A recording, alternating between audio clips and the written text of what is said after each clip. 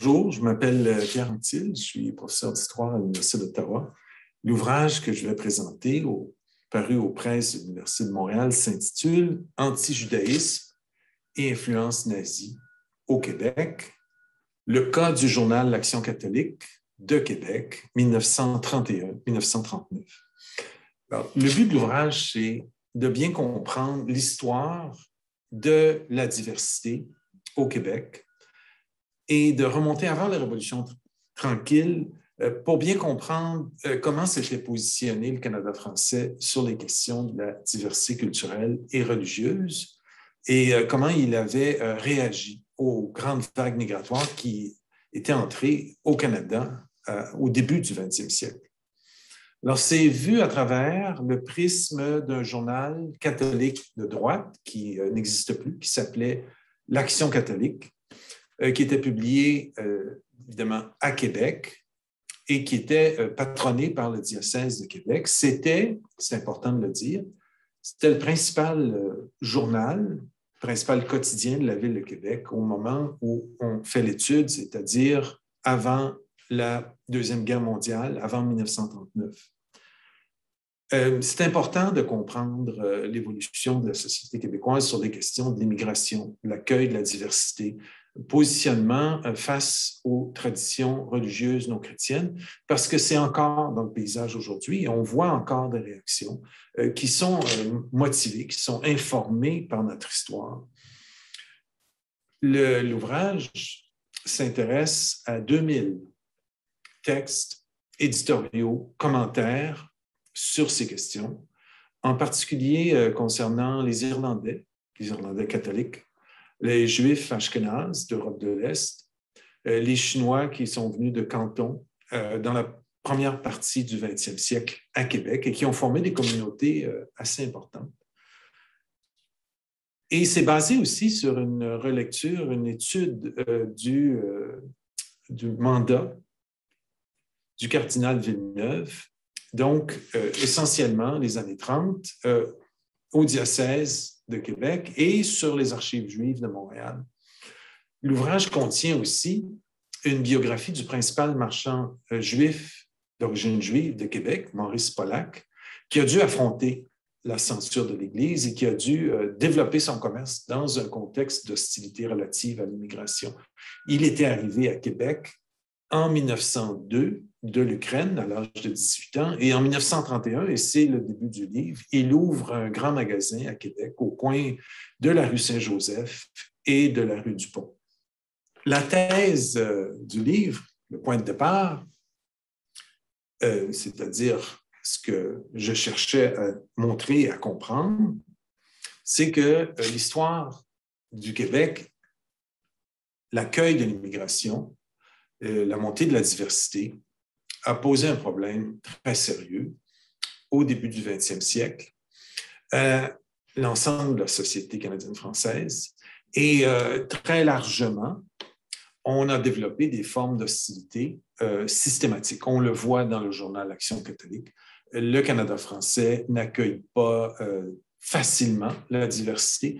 Il se braque contre l'arrivée des immigrants. Il est hostile à la politique fédérale d'immigration à porte ouverte qui a lieu sous Wilfrid Laurier et en général considère que les immigrants sont un problème plutôt qu'un avantage. Les autres considérations importantes qu'on a découvertes dans l'étude, c'est que la religion était plus importante que la langue autrefois pour l'accueil des immigrants. Et donc, on se méfiait plus des non-chrétiens, les Juifs en particulier, que des personnes qui étaient de traditions très différentes du Canada français, mais catholiques. On pense, par exemple, aux Polonais, on pense aux Slaves et à d'autres traditions qui étaient pas très proches du Canada français, mais qui partageaient la foi catholique. J'ai découvert que la droite séculière n'avait pas eu une grande influence, la droite séculière française, sur le développement de ces questions au Québec.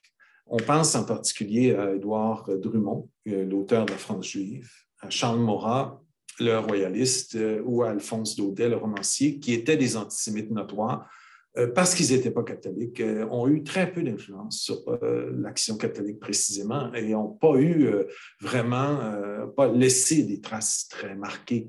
J'ai voulu en particulier, j'étais très intéressé à savoir si les antisémites québécois avaient été grandement influencés par le nazisme. On sait que le mouvement hitlérien est la principale source d'antisémitisme dans le monde au cours des années 30, et non, ça a joué un rôle très mineur, surtout après l'encyclique de 1937, Mit brennender Sorge. Le pape Pie XI condamne le nazisme, condamne le racisme et toute tentative de placer l'État avant l'Église.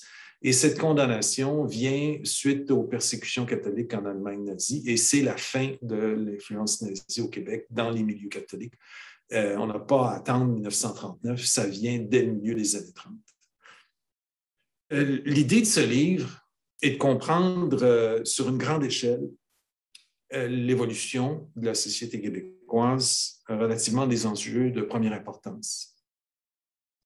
Est-ce qu'il y a eu continuité ou rupture à la Révolution tranquille sur ces questions de l'immigration et de la diversité? Est-ce que le retrait des idéologies catholiques à partir des années 60 a joué une grande part? Est-ce qu'il est resté beaucoup de méfiance face aux non-chrétiens? Alors, assez clairement, on perçoit que malgré le retrait de l'Église, la société québécoise est restée très méfiante. Et il y a des traces de ça partout face aux non-chrétiens, et en particulier depuis une vingtaine d'années face aux musulmans. En fait, les Juifs ont remplacé les musulmans dans ce grand portrait de la diversité québécoise, et ils sont aujourd'hui l'objet de toutes sortes de méfiances et souvent de toutes sortes de mesures législatives injustes et de violences parfois. Quelle méthode j'ai employée pour traverser ce corpus? J'ai lu dans le détail les différents numéros. On parle de 300 numéros par année, donc, de l'Action catholique sur une période de 8 ans. Et c'est comme ça que sont apparus ces 2000 textes. Il fallait tout lire, tout comprendre et tout parcourir, non pas à l'aide de mots-clés qui sont souvent trompeurs, mais à l'aide du titre des articles et des éditoriaux. Il y a émergé 50 éditoriaux sur les Juifs, à peu près autant sur l'Allemagne nazie, 700 textes sur les Juifs et 900 sur l'Allemagne nazie qu'on a pu analyser. On a donc pu produire, et vous allez voir dans le livre, des tableaux statistiques assez complets qui servent de preuve historique. Pour ce qui est des éléments qui m'ont le plus surpris dans ma recherche, ce que j'ai noté en particulier, c'est l'incendie de la synagogue de Québec en mai 1944, la veille de son inauguration. Et donc, les non-chrétiens se sont attirés des gestes violents qui ont eu, dans la suite des choses, qui ont eu des conséquences. Et bien sûr, on pense à l'attentat anti-musulman à Québec, beaucoup d'années plus tard, mais qui procède de la même logique, à savoir que les personnes qui ne sont pas chrétiennes menacent la stabilité, menacent la pertinence et la permanence de la société québécoise.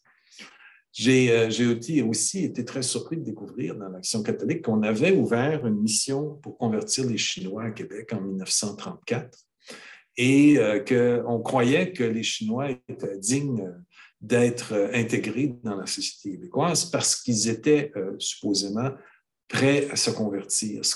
Un avantage qu'on n'accordait pas aux Juifs. On pensait que les Juifs ne pouvaient pas se convertir et donc ne pouvaient pas devenir québécois. Dans la logique de l'époque, il suffisait de se convertir, de devenir catholique et tout de suite, on intégrait facilement, on était accueillis et les préjugés tombaient. C'était donc pas une question raciale, mais une question religieuse. La différence portait sur la foi des gens et non pas sur leur couleur ou leur apparence extérieure.